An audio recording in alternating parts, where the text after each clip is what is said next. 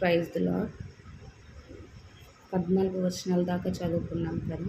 15 నుంచి ఎంతవరకు వీలవుతో అంతవరకు చదువుకున్నాం.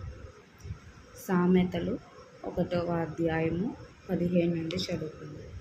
నా కుమారుడా, నీవు వారి మార్గములకున పోకుము, వారి త్రోవల యందు నడవకుండా నీ పాదము వెనుకకు తీసుకొనుము. కీడు చేయుటకై వారి పాదములు పరుగులెత్తును, నరిహత్య చేయుటకై వారు త్వరపడుచుందురు. పక్షి చూచుచుండగా వల వేయుట వ్యర్థము, వారు స్వనాశమునకే పొంచియుందురు. తమ్మును తామే పట్టుకొనుటకై దాగియుందురు.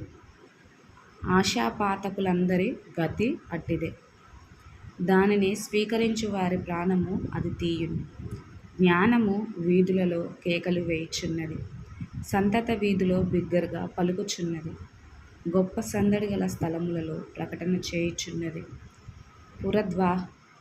ద్వారములలోను పట్టణములలోను జ్ఞానమును ప్రచురించుచు తెలియజేయుచున్నది. ఎట్లనగా, జ్ఞానము లేని వారులారా, మీరెన్నాళ్ళు జ్ఞానము లేని వారుగా ఉండగోరుదురు? అపహాసకులారా, మీరెన్నాళ్ళు అపహాస్యము చేయుచు ఆనందింతురు? బుద్ధిహీనులారా, మీరెన్నాళ్ళు జ్ఞానమును అభ్యసించుకొందురు?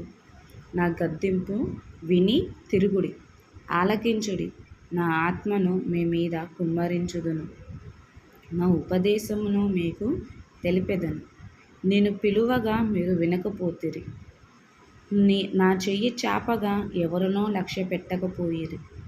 నేను చెప్పిన బోధ ఏమియూ మీరు వినక త్రోసివేసితిరి. నేను గద్దింపగా లోబడకపోతిరి. కాబట్టి మీకు అపాయము కలుగునప్పుడు నేను నవ్వెదను, మీకు భయము వచ్చునప్పుడు నేను అపహాస్యము చేసెదను.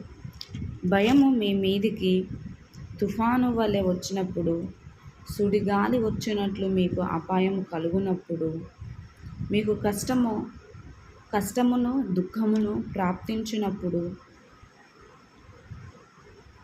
నేను అపహాస్యము చేసెదను. అప్పుడు వారు నన్ను గూర్చి మొరపెట్టుదురే గాని నేను ప్రత్యుత్తరం ఇయ్యకుందును. నన్ను శ్రద్ధగా వెదకెదరు గాని వారికి నేను కనబడకపోవుదును. జ్ఞానము వారికి అసహ్యమాయెను, యెహోవా యందు భయభక్తులు కలిగియుండుట వారికి ఇష్టము లేకపోయెను. ఆమేన్. మిగతాది రేపు చదువుకుందాం. Praise the lord.